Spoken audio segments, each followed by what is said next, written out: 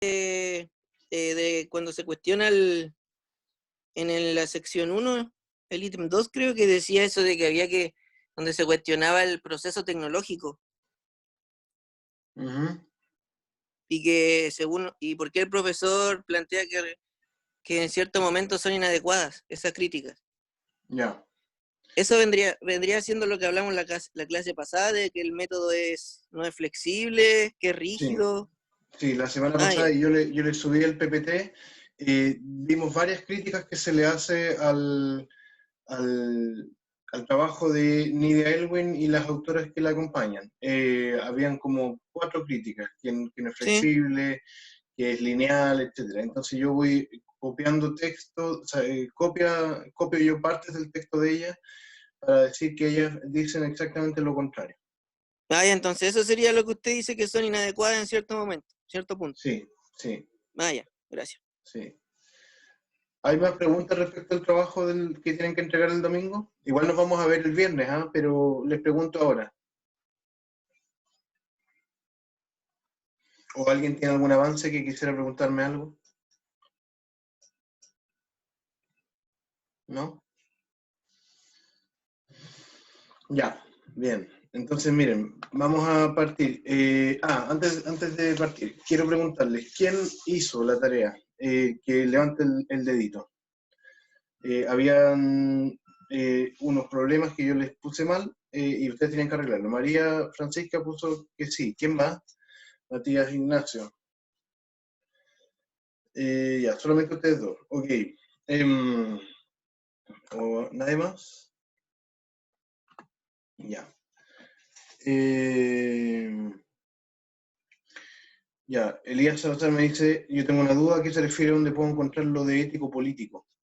Elías, ¿tienes micrófono? Como para que desarrolle un poco más la pregunta, porque no te la entiendo.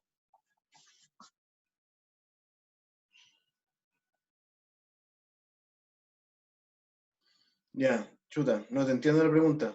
¿Te refieres a las instrucciones del trabajo?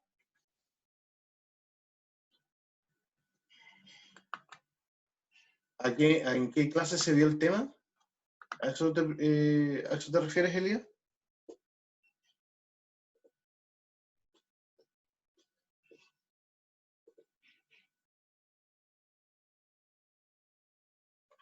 Claro.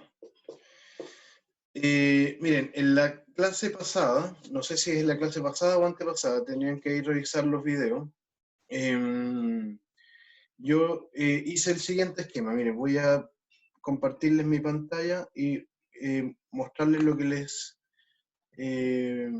a ver, yo les subí un documento nuevo escrito por mí ayer, o sea, en realidad hoy día, en la madrugada, que sintetiza un poquito la conversación que hemos tenido durante las últimas sesiones. Y aquí está, este es. Se llama La importancia de explicitar perspectivas teóricas en la intervención social. Básicamente lo que hago en este documento es fundamentar esta idea. Que la intervención social, las perspectivas teóricas deben ser explicitadas para alejarse del sentido común en el abordaje de los fenómenos con que trabaja. Y ahí fundamento por qué eso es necesario. Básicamente lo que digo es que debemos hacerlo porque si no, nuestro accionar está basado en el sentido común. Y basarse en el sentido común, es decir, un pensamiento que no es reflexivo en el sentido científico, no es riguroso consigo mismo, puede constituirse en una posibilidad de que se escondan posturas teóricas e ideológicas hegemónicas conservadoras, utilizadas por los grupos sociales dominantes para reproducir las relaciones sociales asimétricas que les favorecen. Aquí doy un ejemplo, la idea de la meritocracia. No sé si han escuchado el término meritocracia. ¿Alguien lo ha escuchado o no lo ha escuchado? Dígame usted. Sí, sí lo he escuchado, profe. ¿Sí? ¿Quién me habló ahí?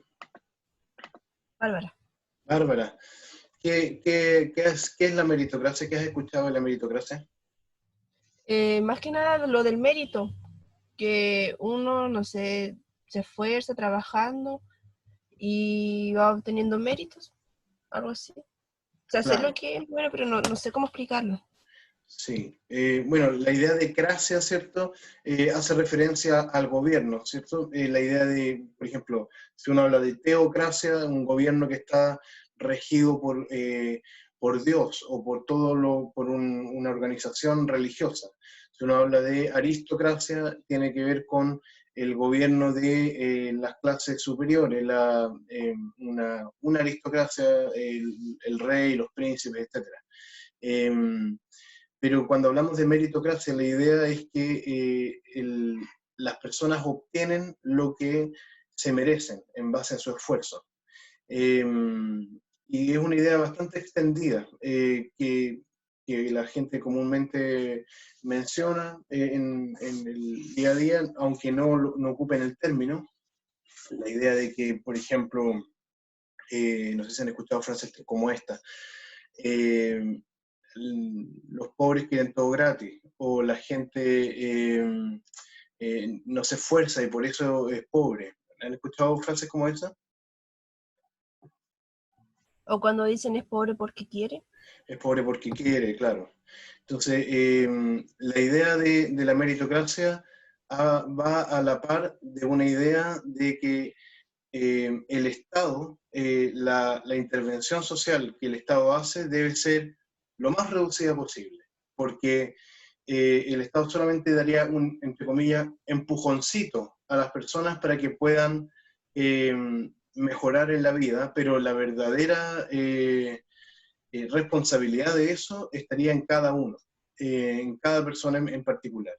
Y ahí hay una idea común que se extiende sobre todo en nuestra sociedad chilena que ha sido muy marcada por el neoliberalismo y no solamente ha impactado nuestra economía, sino también nuestra forma de pensar, nuestra forma de ser, la forma de relacionarnos entre nosotros. Eh, entonces, a veces ese tipo de cosas que pensamos comúnmente inciden en nuestra forma de pensar la intervención social sin que nos demos cuenta. Entonces, basar la intervención social en el sentido común es peligroso porque ideas como esa, que no son ideas científicas, que son ideas ideológicas, se cuelan en el diseño de las intervenciones sociales. Ahora, si uno aplica un análisis riguroso, por ejemplo, de las ciencias sociales a cómo se da la movilidad social en Chile o la configuración de la estructura social, va a darse cuenta de que en realidad la meritocracia es bastante utópica, que en realidad es difícil aplicar la idea de meritocracia en términos científicos rigurosos. No me da el tiempo para explicarlo acá, pero podríamos dar miles de ejemplos de por qué la idea de meritocracia es casi una utopía. Solo considerando la cantidad de horas que trabajan al día cada uno de los chilenos y chilenas, podríamos decir que en realidad aquellos pobres o desventajados socialmente parece ser que se esfuerzan mucho más que aquellos que están en las clases superiores, que trabajan en general menos horas al día que los que están en las clases inferiores. Entonces uno podría decir, bueno, solo mirando ese hecho, la cantidad de horas trabajadas y sumándole las cantidades de horas de traslado hacia el trabajo, de ida y vuelta, uno podría decir que la idea de meritocracia no tiene ni un sentido. O sea, si yo me esfuerzo más, no necesariamente voy a ser más rico o voy a tener una mejor situación de vida que aquellos que se esfuerzan menos. ¿Se entiende?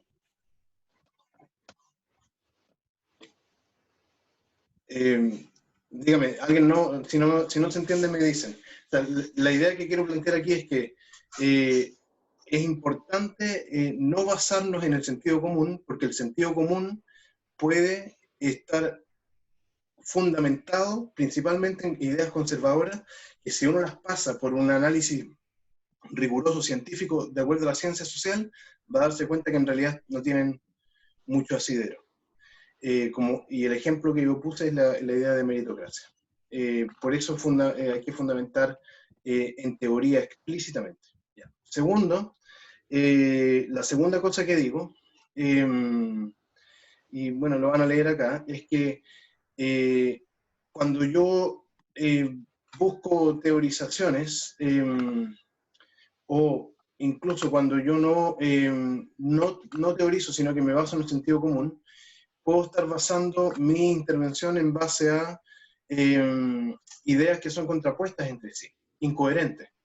Entonces yo puedo decir al mismo tiempo que es buena la meritocracia, que es bueno que sea un criterio para diseñar intervenciones sociales, y al mismo tiempo puedo decir que el Estado tiene que ser grande y fuerte, aunque son ideas contrapuestas. Ahora, también hay un problema que se da incluso cuando yo explicito la teoría, y que ocurre cuando a veces yo no entiendo mucho las posturas teóricas que estoy usando, que creo que todas dan lo mismo. Ese es el problema, un problema, que las ocupo como si fueran lo mismo y las junto y las ocupo de manera pegadas unas con otras, a pesar de que son contrapuestas o que tienen elementos que no son coherentes entre sí.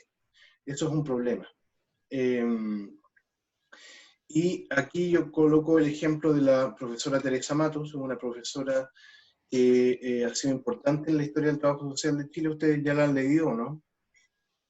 Díganme, ¿han leído algo de ella? El año pasado parece que no, ¿o sí? Sí, no. Díganme, ¿sí o no? Parece que sí, pero no me acuerdo bien, o si no la han mencionado, pero no me acuerdo. Ya. Bueno, Sí, profe, porque Hablaba de la polifonía. creo que no la leímos el semestre pasado, por algo, no sé por qué. Ya. Bueno, no es fácil de leer a la profesora Teresa Matos, porque tiene una forma de escritura que es bastante densa, en términos como teóricos, es bien densa. Ella, el año 2002, escribió un libro que es clásico en el trabajo social chileno, que se llama Propuestas Contemporáneas en Trabajo Social hacia una intervención polifónica. ¿Conocen el término de polifonía? ¿Alguien ha escuchado? Sí, es como escuchar las distintas voces, tomarlas en cuenta. Todo lo que ella decía, por ejemplo, había que tomar en cuenta el tema de la persona, de lo que decía la persona para una intervención, el tema de las instituciones, había que tomar todo eso en cuenta para llevar una intervención buena, se Súper. podría decir así. Sí. La idea de poli en griego implica multiplicidad. La idea de fonía implica sonido. En algún momento de la historia, la música comenzó a hacerse más compleja. Yo no soy estudioso de la música, sino no sé cuándo eso ocurrió, pero en algún momento la música era solo, tenía un solo sonido y todos los instrumentos que tocaban hacían el mismo sonido, la misma melodía.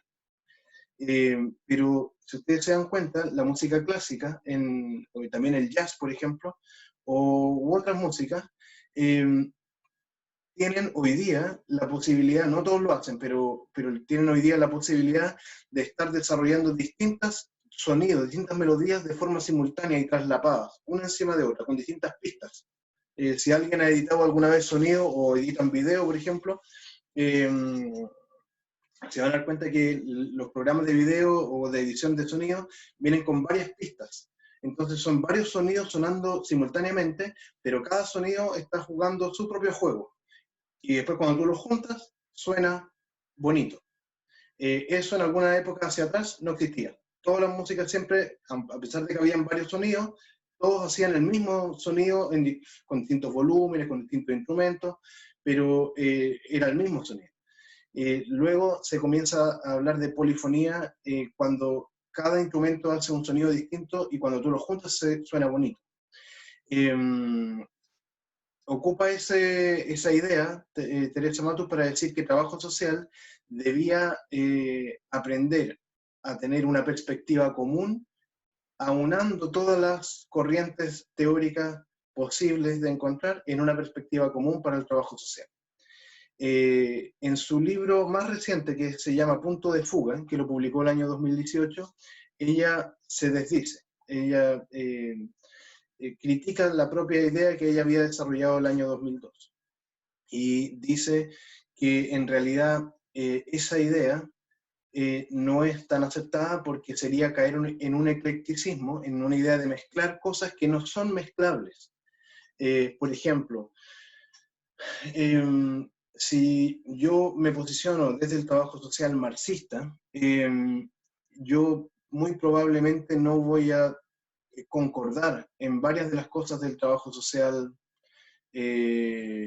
postestructuralista, de la idea de dispositivo, por ejemplo, o del trabajo social ecológico. Entonces, hay cosas que no son mezclables fácilmente. Lo que debe hacer trabajo social, dice entonces la profesora Matos, es que trabajo social tiene que aprender a convivir en la permanente tensión de corrientes teóricas que están luchando por conseguir hegemonía. Entonces ella dice, hay perspectivas, no hay una perspectiva crítica en trabajo social, hay perspectivas críticas en plural, pero esas perspectivas críticas no son todas coherentes entre sí. Ella menciona algunas, por ejemplo, algunas de las cuales vamos a ir viendo y la implicancia que tiene con la metodología. Una es el trabajo social basado en la evidencia, que generalmente tiene una presencia más extendida en el contexto anglosajón más que en el contexto latinoamericano. Lo mismo el trabajo social antiopresivo, que también casi no es mencionado en el contexto del trabajo social latinoamericano. Las perspectivas postestructuralistas del trabajo social, que sí han tenido una entrada, desde mi punto de vista, mi apreciación, han tenido una entrada más contundente en el trabajo social latinoamericano, especialmente en el trabajo social argentino. Como ustedes sabrán, hay varios colegas nuestros de la escuela que están haciendo su doctorado en La Plata, en la Universidad Pública de La Plata, y ahí hay autores como Carballeda, amigo del profesor Juan Saavedra, que son claramente postestructuralistas. Postestructuralistas son autores tales como Michel Foucault, por ejemplo, que proponen la idea de la intervención social como un dispositivo que devela relaciones de poder que están ocultas al sentido común. También hay otras perspectivas como lo que tenemos acá, las perspectivas hermenéuticas o interpretativas, ideas que yo creo que el profesor Juan Saavedra tiene probablemente un juego con ambas perspectivas, la idea de que el lenguaje constituye la forma en que se expresa la intervención social. Por eso la interpretación es la intervención, más que la acción en sí misma, es el hecho de hacer la interpretación de la realidad. Y por último, las diversas expresiones del trabajo social marxista. No hay un trabajo social marxista, hay varios tipos de marxismos. Entonces, cada una de esas perspectivas críticas en trabajo social, la autora dice, no necesariamente son coherentes entre sí. Y si las tomamos y las pegamos, no necesariamente eso resulta bien. Entonces lo que ella dice, bueno, hay que aprender a convivir en esa diferencia. Esa diferencia existe y están constantemente buscando hegemonizar el discurso. En el caso de Brasil, por ejemplo, es claro que el trabajo social marxista ha logrado ser hegemónico en el contexto de las escuelas de trabajo social de allá. La mayoría de los trabajadores sociales de Brasil miran el trabajo social desde una perspectiva marxista. ¿Cómo llegó esto a ser así? La verdad es que yo no tengo idea, tendría que leerlo más para saber cómo es que llegó a ser una perspectiva hegemónica. En el contexto chileno me da la impresión de que la formación que nosotros recibimos es completamente ecléctica y mezclamos cosas que a veces no tienen mucha coherencia entre sí. Ahora, eso puede ocurrir por falta de conocimiento de las distintas posturas teóricas y de las implicancias que tiene cada una u otra, y puede ocurrir también porque hay problemas con el idioma. Miren, les voy a leer, o le voy a pedir a alguien que me ayude con la lectura aquí en esta parte. Isabel, ¿me podrías ayudar, por favor? Sí, profe. Aquí, en esta parte donde está, estoy citando a la autora tal cual. Ya, dice. En muchos centros académicos se asume una corriente contemporánea como si fuese la única existente y a los otros enfoques se los trata como incipientes o erróneos o simplemente se les desconoce. A este proceso le ayuda una especie de insularidad lingüística continental, donde el número de referencias bibliográficas de intercambio entre corrientes es bastante pobre. Es más, cada una de estas perspectivas tiene sus propias editoriales y en sus formaciones de posgrado se leen casi exclusivamente a sí mismos. Por lo tanto, el debate, la confrontación de corrientes contemporáneas es incipiente. No se trata, sin embargo, de creer en una suerte de falsa reconstitución de fragmentos, sino de hacer emerger una nueva totalidad crítica. De este modo aparece un porqué más profundo acerca de las razones para adentrarse en las disputas de la crítica en el trabajo social. Gracias, Isabel. Lo que está diciendo la autora es que a veces, dado que no todos los profesores de trabajo social leen necesariamente bien inglés, a veces hay lugares, debates en lugares del mundo que son simplemente desconocidos para el contexto latinoamericano y chileno en particular. Por esa razón, por ejemplo, la idea del trabajo social basado en la evidencia es casi completamente desconocido en el contexto latinoamericano y chileno. Y a veces se tiene cierto recelo de ese enfoque sin haberlo leído siquiera, sin haber leído autores que desarrollan ideas basadas en ese trabajo social basado en la evidencia. Entonces, la formación, obviamente la formación que reciben los estudiantes también es parcial. Conocen una mirada nomás porque es la mirada que los profesores lograban conocer, pero no conocen la mirada más comparativa de distintos enfoques porque los profesores mismos no necesariamente los hemos conocido. Porque obviamente conocerlos implica dedicar tiempo a leer, lo mismo que yo decía en las sesiones anteriores. O sea, los profesores tienen que tener tiempo para leer y conocer otras perspectivas si es que quieren dar esta mirada más comparativa en las clases. Bueno, entonces, eso, ¿por qué es importante? Y aquí volvemos a la clase anterior. Porque vimos este esquemita. ¿Quién podría indicarme qué significa este esquemita? ¿Por qué es importante tener claro la perspectiva teórica en la que fundamento mi diseño de intervención social? Y cómo eso se relaciona con este esquema. Y voy a explicar también el tema de lo ético-político, a raíz de este esquemita. ¿Quién se lance con alguna explicación? No importa que no esté completa. Profe. Danisa, hola. Hola. Quería preguntarle, o sea, la teoría tiene que ver como con la explicación que le damos a la problemática, ¿verdad?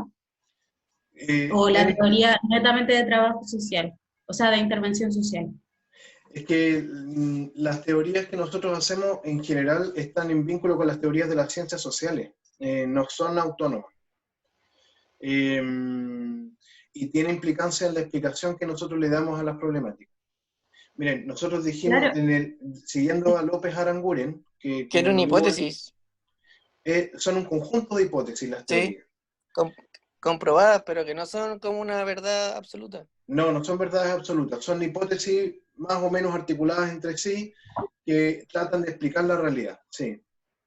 Sí, profe, porque en ese sentido, igual con respecto a todo lo anterior que dice, igual nos enfocamos en la teoría sobre, no sé, sobre la intervención, sobre la comprensión de los problemas sociales y todo, pero en cada intervención existe una problemática específica.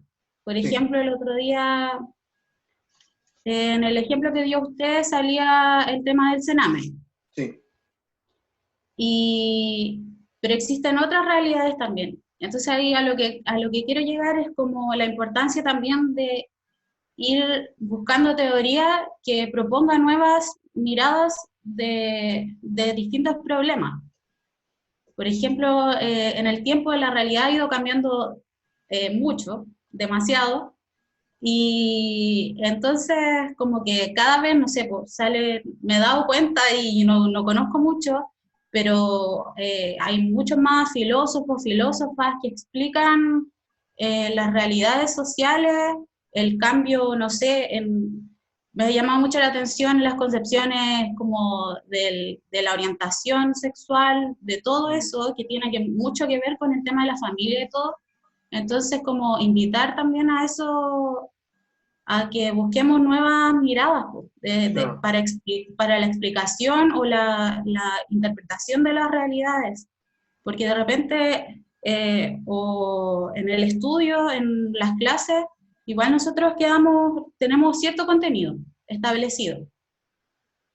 Pero al momento de trabajar, o sea, nosotros igual tenemos cierta autonomía, o al momento de desarrollar, no sé, los ensayos, cualquier trabajo y todo, entonces como la idea es buscar igual nuevas cosas que aporten a la mirada. Por supuesto. Eso, Sí, y como que salirse un poco también de lo que nos dicen los profes, porque no es la verdad absoluta. por No es la supuesto que verdad no. absoluta, y, y hay muchas otras miradas que son interesantes también. Sí, por ejemplo, en lo que tú mencionas, yo no sé hasta qué punto como escuela estamos desarrollando eso tan claramente, pero hay un conjunto de teorías feministas, no un feminismo, sino un conjunto de feminismos. Yo no sé si ustedes han tenido formación o van a tener en los ramos, por ejemplo, de familia o en los ramos que tienen que ver con género, tan claramente la formación en estas perspectivas de género y feminismo, que tienen como un desarrollo bastante amplio en las ciencias sociales y humanas. Yo no soy conocedor, yo personalmente, porque me he dedicado a otras cosas, pero me parece importante que ustedes tengan también la perspectiva de feminismo. Hay también perspectivas decoloniales del trabajo social. Igual, profe, por ejemplo, disculpe, Sí, dale. por ejemplo, no sé, ayer estuve viendo como un poco sobre Paul Preciado, que habla de la teoría queer, por ejemplo. Ya. Y, y estaba en una conferencia, bueno, ahí participó en una conferencia de la causa freudiana, ¿qué sea? Ya. ¿Eso? Entonces eso es súper importante, por ejemplo, para el tema de la familia, encuentro yo. Claro. Porque propone, no sé, pues cuestionarse lo no binario y todas esas cosas. Y creo que es un cambio profundo que también viene como en toda la institución de la familia, de los niños, las instituciones como el Sename y todo eso. Entonces, como Claro. que igual en la intervención, por lo menos, como ahora estamos en la metodología de intervención, entonces como es importante revisar esas cosas, igual lo encuentro. Y el feminismo claramente explica también muchas cosas que no están contempladas en la realidad. Claro, si nosotros, por ejemplo, si tú posicionas una intervención desde una teoría queer o una teoría de X, de feminismo, tú podrías fundamentar una intervención en un sentido muy distinto a como la podrías fundamentar desde una perspectiva tradicional, ecológica, por ejemplo, sistémica. Por eso es importante conocer las teorizaciones y explicitar desde el punto teórico, desde la perspectiva que tú te estás posicionando para desarrollar una intervención. Ahora, en general, esto volviendo como a la materialidad desde donde estamos nosotros haciendo educación. La escuela de trabajo social en la que estamos inmersos, en general es una escuela que tenemos, no sé, no somos más de 5 o 6 académicos dedicados a tiempo completo a la academia, perdón. Versus otras universidades, no en Chile, lamentablemente, en Chile estamos muy dispersos, pero en otras universidades como, no sé, la Universidad Federal de Río de Janeiro, que tienen facultades de trabajo social, que tienen 40, 50 académicos a tiempo completo. Y que además tienen postdoctorantes, estudiantes de posgrado, que tienen vínculo con los estudiantes de pregrado, es otro ambiente, completamente distinto. En Chile eso no existe, lamentablemente, pero en otros contextos internacionales sí existe. Solo ayer, por ejemplo, estaba mirando en Australia, hay una universidad que en trabajo social tiene como 40 o 50 académicos, una universidad en Australia. Entonces, claro, ahí cada académico tiene su línea de investigación, hay académicos que son especialistas en un área, por ejemplo, trabajo social y feminismo, trabajo social y derechos humanos, o trabajo social con infancia desde perspectivas ecológicas, qué sé yo. Ahí hay un tema material, o sea, si tú tienes más gente con más formación, tiene capacidad de abordar más temas. Si tienes menos gente, tienes capacidad de abordar menos perspectivas. Pero independientemente de eso, yo creo que tiene razón, Danisa. Hay que abrirse. Pasa por un tema también como yo creo que realmente nos cuesta vincular las cosas, porque igual nosotros tenemos formación en género, quizás no es tan amplia, pero, o en otras cosas, pero lo que nos cuesta de repente, y yo me incluyo, es como vincular todas esas áreas, hacer una conexión como de todo, que al final todo tiene que ver, como la separación de todos los ramos y todas las cosas, pero todo tiene que ver. Entonces, Todo tiene que ver, sí, hay que ir uniendo esos ramos, sí. Sí, para eso son.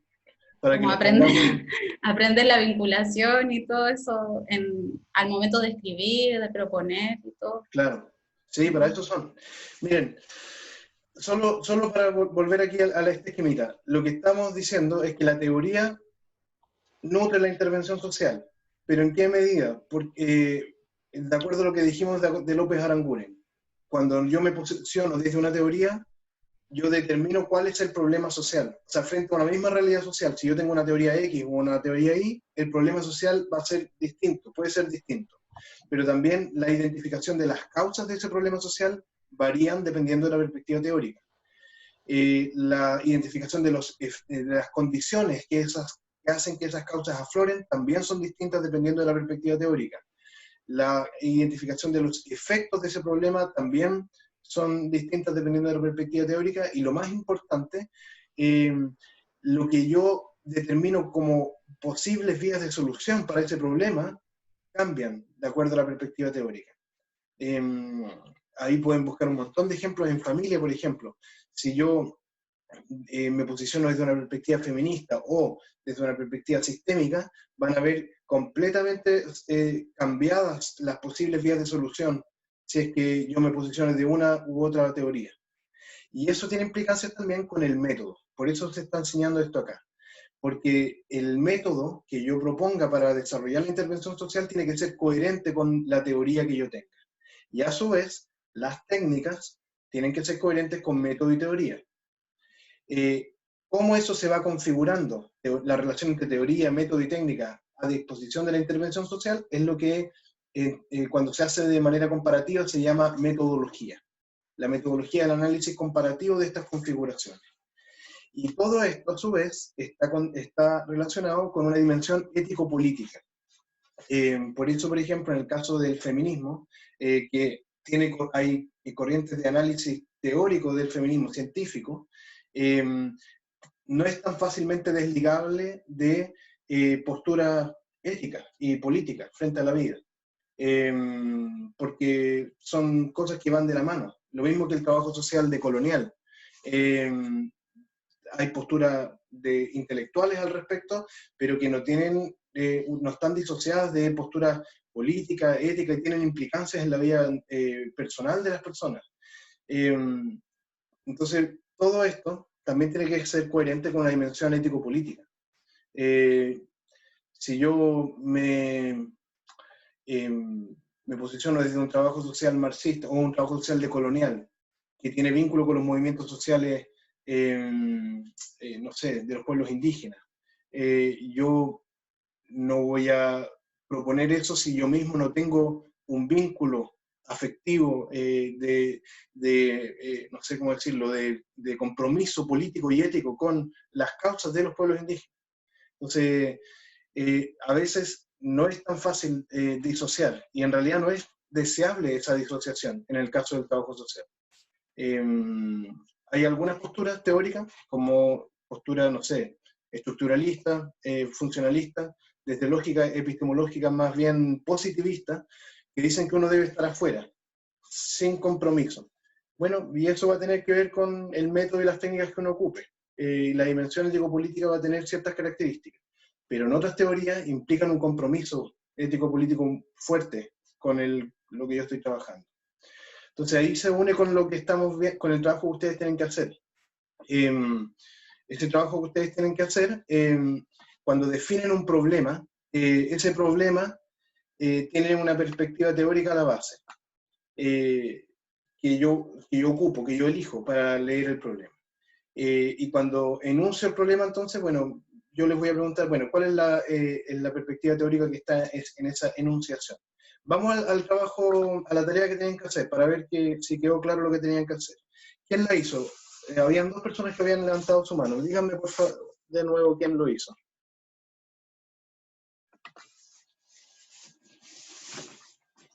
¿Quién había levantado la mano? Yo, profe, yo hice los ejercicios. ¿Y anotaste algo en el computador? ¿Nos puedes compartir tu pantalla o comparto yo la mía? Lo escribí en un cuaderno, en una hoja, en Ah, verdad. Ya, a ver, déjame... Voy a compartir mi pantalla y entonces voy a mostrar los que estaban mal escritos y tú los arreglas, así como diciéndonos cuál era el problemita.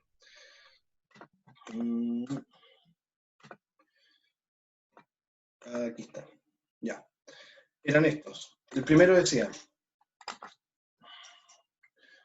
falta de preocupación de las autoridades por los damnificados del terremoto. ¿Qué escribiste tú, María Francisca? Dice escasez de preocupación de las autoridades para la población de damnificados del terremoto. Ya, escasez de preocupación. Súper. ¿Cómo lo ven los demás? ¿Qué les parece ese arreglo?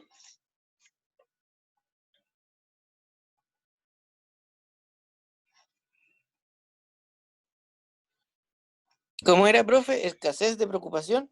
Sí, ¿cómo dijiste, María Francisca? ¿Prefieres que te diga María o Francisca? Francisca, mejor. Francisca, ya. Ya. Escasez de preocupación de las autoridades para la población de damnificados del terremoto.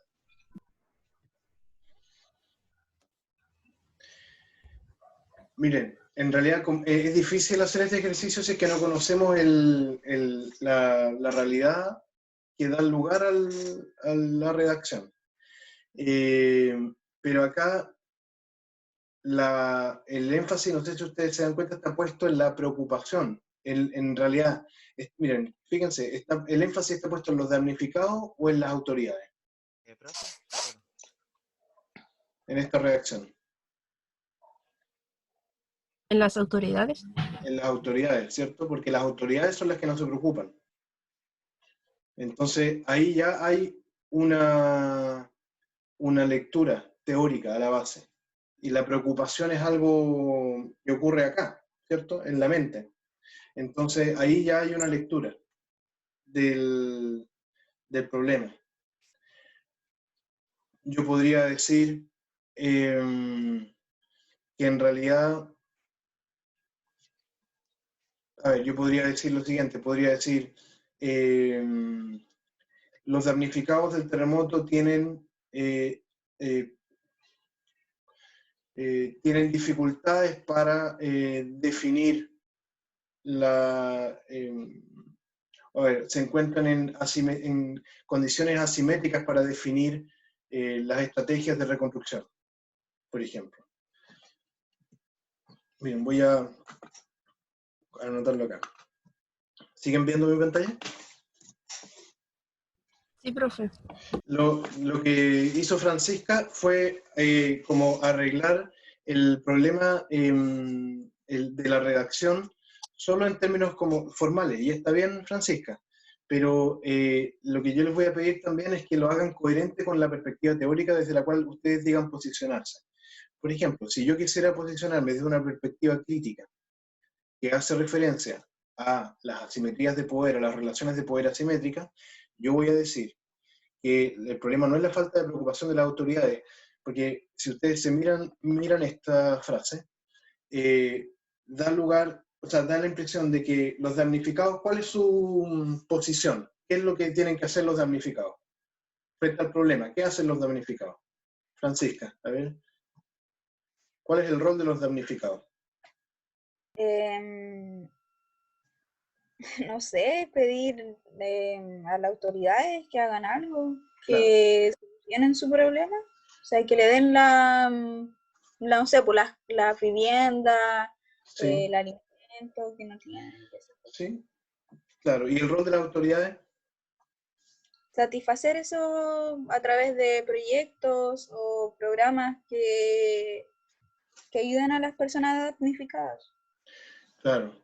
Miren, si ustedes se fijan acá, está puesto como falta de preocupación. La idea de que las autoridades, su rol es preocuparse. Ellos dan y los otros reciben. Y reciben lo que los otros le dan. En cambio, si yo cuestiono esa idea de que los damnificados simplemente reciben y que hay una asimetría porque unos reciben pero no definen lo que reciben, entonces yo podría decir que el problema es que los damnificados del terremoto tienen poca capacidad para, ¿cómo decir? Se encuentran con poco poder de decisión sobre las estrategias de reconstrucción. Entonces, no es que haya una... voy a colocarlo en amarillo mejor porque se ve más.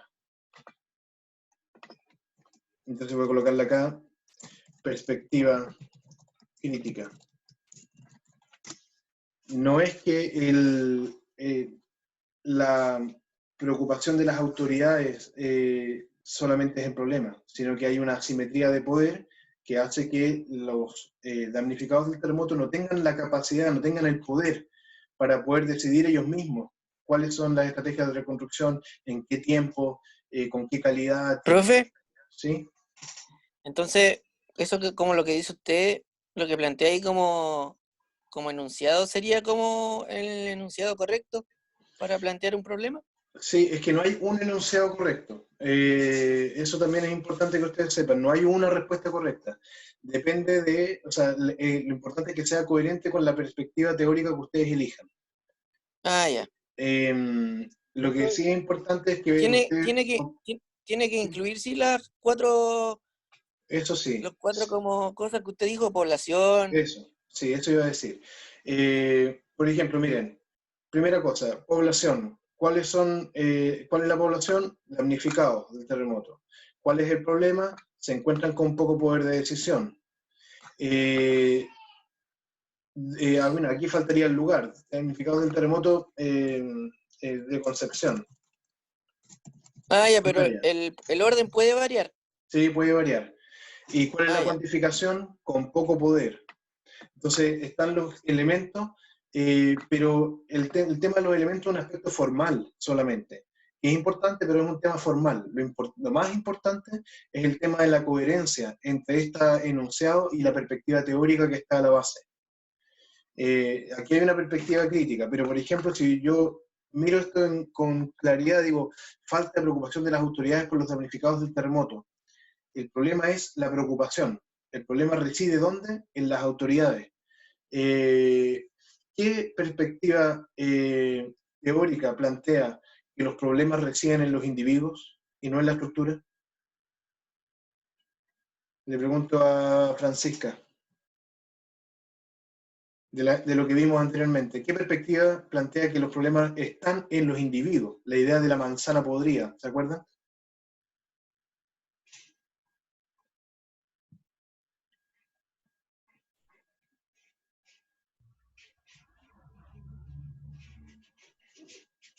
Díganme ustedes, ¿qué perspectiva dice eso?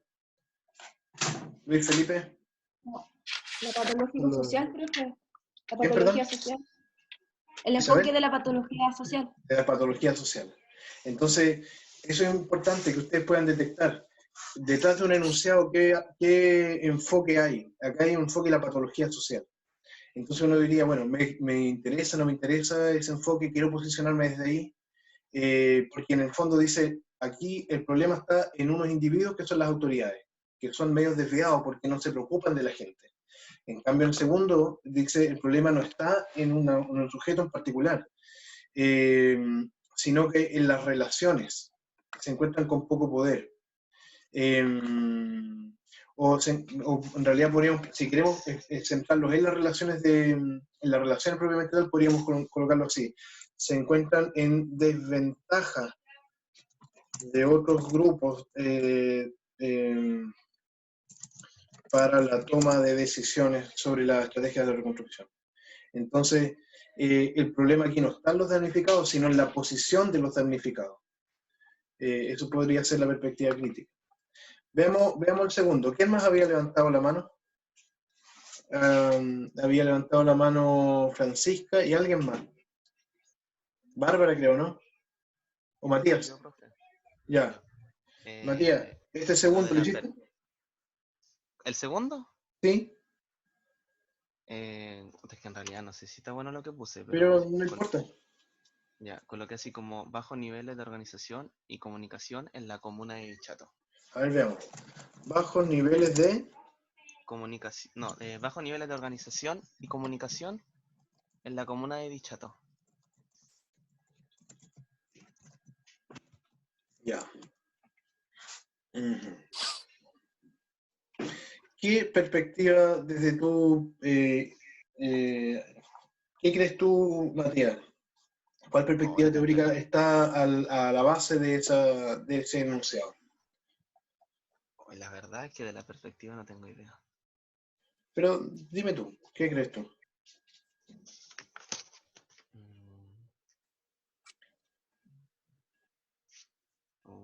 No sé, profe. Ya, miren, partamos por lo formal. Bajos, ahí está la cuantificación. Niveles de organización y comunicación es el problema. En la comuna de Dichato es el lugar. Y cuando nos referimos a la comuna de Dichato, la población es el total, porque está omitida, pero igual va adentro. Porque si yo me refiero a la comuna de Dichato, estoy hablando igual de toda la comuna, donde está la población, a pesar de que no se menciona explícitamente. No es un grupo específico, sino toda la comuna. Entonces, los temas formales están, eso es importante. Pero no hay claridad de cuál es la perspectiva teórica en el enunciado de ese problema.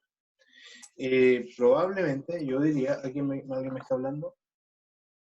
¿Me pueden leer el chat, por favor? Porque no tengo acceso al chat en este momento. Profe, ese puede ser el enfoque de la desorganización social, dice Anaís. Sí, bien, Daniela. Esa es la idea. ¿Por qué dijiste eso, Daniela? No, leí el chat, lo dice Anaís. Anaís. Ya. ¿Anaís no tiene micrófono?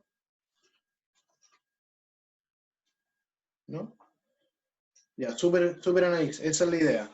O sea, y desde mi punto de vista, yo creo que esa es la perspectiva teórica que está a la base de esa enunciación.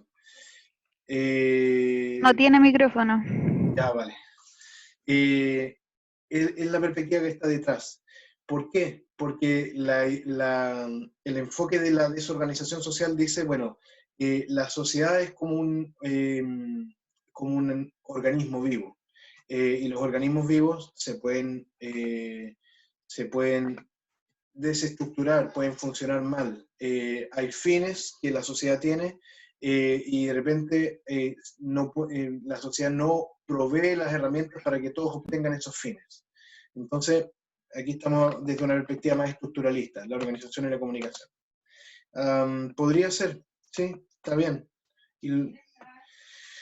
Ahora, lo importante sería colocarle qué perspectiva hay. Perspectiva de la desorganización social. No me acuerdo si se llamaba así, desorganización social. Sí, profe, así se llama. Ya. Este tema de los nombres son nombres que ocupa este caballero López Aranguren, pero no son nombres como lo que yo les decía. Él le puso nombre a un conjunto, agrupó un montón de teorías para decir que tiene un nombre específico. Pero en realidad, si ustedes buscan un libro sobre eso, no va a aparecer, ¿ya? Porque él inventa esos nombres agrupando varias corrientes teóricas. Ya, por último, con eso terminamos, para no alargarnos. Padres deben tener una actitud más responsable con sus hijos. Aquí voy a pedirle, a ver, Tatiana, ¿tienes micrófono? ¿Tatiana? No, no está Tatiana. Daniela. Daniela. ¿Hablaste recién, Daniela? Daniela, ¿yo? ¿Quién dijo yo? Yo. Ah, sí, Daniela. ¿Cómo lo arreglarías tú este problema? ¿Qué problema tiene esta redacción? La verdad es que no hice la tarea, pero padres deben tener una actitud más responsable con sus hijos. Lo podría poner desde... Ay, no lo sé. Desde el etiquetaje. Ya, sí, pero ¿cómo lo Por- arreglaría? em, O veamos, a ver, este problema tiene los sujetos que tienen el problema, a los que afecta el problema, sí, los los hijos, o los padres en los realidad. padres, ¿cierto? Ya. ¿Y cuál es el problema de acuerdo a este enunciado? Que la actitud más responsable, Claro. que están como un poco desligados. Le está Claro, haciendo como un llamado de atención. sí. ¿Está puesto en términos positivos o en términos negativos? Eso de positivo o negativo positivo es cuando estoy diciendo algo que hay, negativo algo que falta. Negativo. Ya, y eso, de acuerdo a lo que vimos anteriormente, ¿debe ser así? ¿El problema se plantea en términos positivos o negativos? En términos negativos, Positivo, positivos. en el sentido de que hay un problema que Por- está, no algo que falta. Ah, ya. Sí, ya vimos por qué. ¿Se acuerdan por qué eso era así? ¿Por qué no se plantea algo que falta? Como una carencia, Porque algo... si se plantea como una carencia, se reducen las posibilidades de solución. Sí, esa es la idea. O sea, si yo planteo que, por ejemplo, aquí te planteo un término negativo. ¿Cuál sería la solución, Daniela? La solución tiene que ser en términos positivos. Claro, pero la solución a ese problema, tal cual está redactado, ¿cuál sería? Em,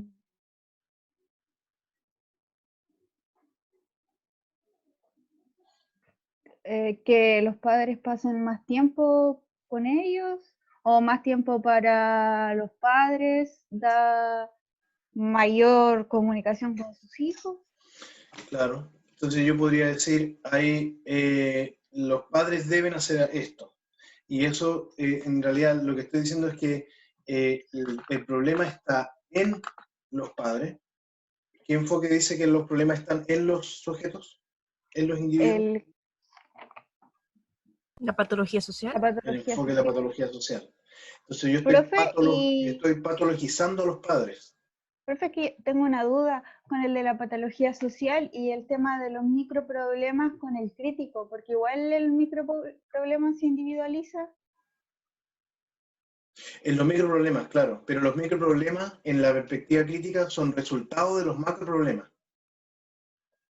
Y esto no puede ser un resultado de macroproblemas, Sí, podría ser. Por ejemplo, yo porque podría igual decir, una actitud más responsable, pero si lo reflejamos en tiempos, igual caemos en la estructura. por supuesto, o sea, yo podría decir, mire, quizá los adultos que cuidan a los niños no pueden hacerlo con todo el tiempo que quisieran porque trabajan mucho, porque viven lejos, porque no tienen las condiciones materiales para poder pasar más tiempo con sus hijos. Entonces, si yo lo planteo de esa manera, desde una perspectiva crítica, por ejemplo, o marxista, por ejemplo, que dijera, esto ocurre principalmente en las clases populares que viven en las periferias de las grandes metrópolis, que por lo tanto son mal pagadas, que tienen que trasladarse gran cantidad de su tiempo diario para llegar a su lugar de trabajo y X cantidad del porcentaje de sus horas diarias la dedican trasladándose, qué sé yo. Además viven en casas hacinadas, tienen colegios de mala calidad, etcétera. Yo podría decir, ok, entonces el problema no reside en los padres, sino que reside en las condiciones materiales para que los padres puedan pasar más tiempo con sus hijos. Entonces yo podría plantear el problema de otra manera, no de Pero esa manera. como la estructura del Estado quita tiempo de los padres para que puedan ser más responsables con sus hijos o algo así. Claro, sí, o podría ser puesto en el sentido de, a ver, Podría decir, los padres de la comuna, pongámoslo en Santiago para no afectar a nadie acá, La Pintana,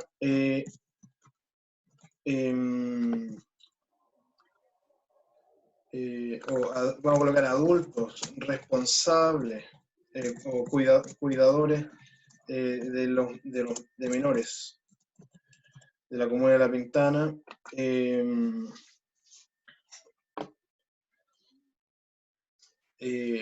tienen escaso tiempo para desarrollar actividades recreativas con sus hijos.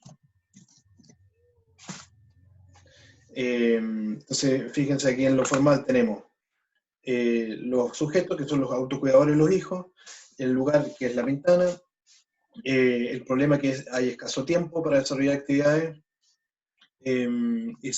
tienen escaso tiempo, ahí después vamos a ver las causas. El enunciado no necesariamente indica las causas, luego las causas las vamos a ir desarrollando a partir del enunciado. Entonces ahí tenemos los 4 elementos. Pero es bien distinto decir eso a decir esto acá, que tienen que tener una actitud más responsable. Porque si yo digo esto, le estoy echando la culpa a esos adultos. Profe, ¿en qué perspectiva sería esa? La de acá es una perspectiva crítica. Y a partir de esa definición, fíjense que pueden dar lugar a intervenciones sociales muy distintas unas de otras. A pesar de que tenemos el mismo problema, la misma realidad social, si yo la miro con un lente o la miro con el otro lente teórico, surgen intervenciones muy distintas unas de otras. Una va a tender a patologizar a los papás, a recriminarles porque son malos padres, porque eres mala madre, y la otra va a decir, ok, yo entiendo su situación, que no depende completamente de usted, que depende de la estructura social, ¿qué hacemos respecto de esto?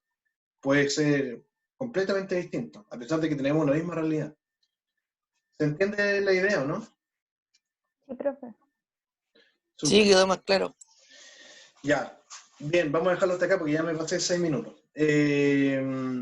Profe, Sí, ahí en este caso cuando hay que redactar según los formatos, los 2 problemas que se puede apreciar de la misma noticia, de acuerdo a la perspectiva, ahí hay que solamente hacer el enunciado o también fundamentar el por qué estoy haciendo ese enunciado.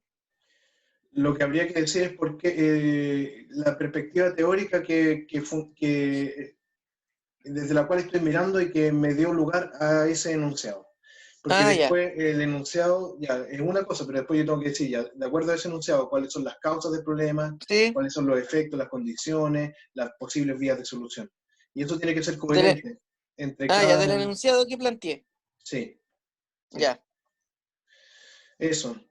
Entonces, por ejemplo, aquí hay esto sería un buen ejemplo. Tenemos un problema, pero un problema mirado con el enfoque de la patología social versus el enfoque crítico.